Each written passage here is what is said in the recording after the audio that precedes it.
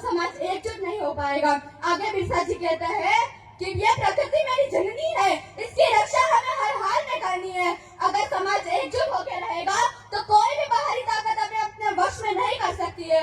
आगे बिरसा जी कहते हैं कि मैं अपने शब्द दे जा रहा हूँ, इसे फेंकना मत, इसे अपने घर या आंगन में सजो कर रखना। मेरा कहा कभी नहीं मिटेगा। शिक्षा व समानता का अधिकार हमें संविधान देता है। यदि हम संविधान को भूल जाएंगे तो कभी ऐसा समय न आ जाए कि हमें मंदिरों के बाहर कटोरे लेकर बैठना पड़े। फिर से ऐसा समय न आ जाए कि पेट पे झाड़ू तो गले में मटका लटकाकर फिरना पड़े। इसलिए हमें गुमराह नहीं होना है।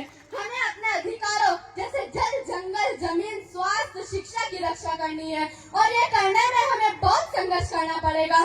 मैंने देखा है कि जितने भी लोग इस हमारे समाज के लिए लड़ते हैं उन्हें दबाने के लिए कितनी कोशिशें होती है। जैसे आज भी आप देख सकते हैं कि राजकुमार राव जी, भंवर दादाजी, मांगूनाथ दादाजी आदि नेताओं को कितना दबाने की कोशिश होती है, फिर भी वो दबते नहीं है। वो हमारे समाज के साथ तन व मन के साथ खड़े रहते हैं।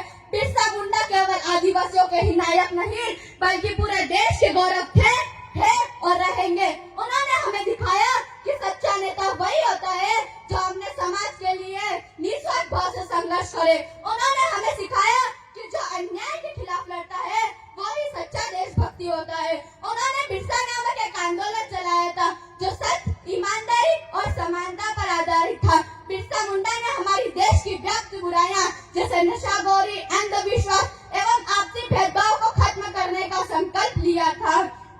सूरज क्या जाने चांद क्या होता है, जमीन क्या जाने आसमान क्या होता है, और जो मंदिरों के बाहर भगवान के नाम पर भीख मांग कर खाए उसे क्या पता भारतीय संविधान क्या होता है।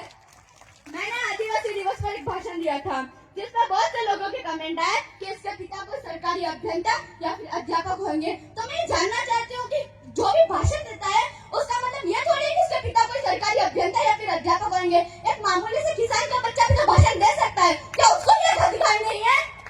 तो मैं उन जानकारी के लिए बता देना चाहती हूँ कि मेरे पिता एक सरकारी अभियंता या फिर अध्यापक नहीं, एक मामूली से किसान है। और हमारे लोगों को हमेशा ही सही दबाया जाता है।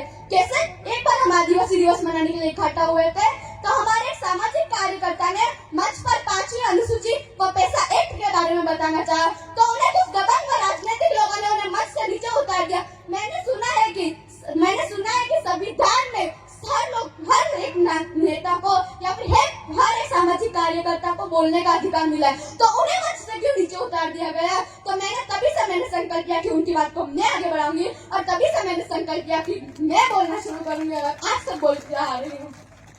जब कोई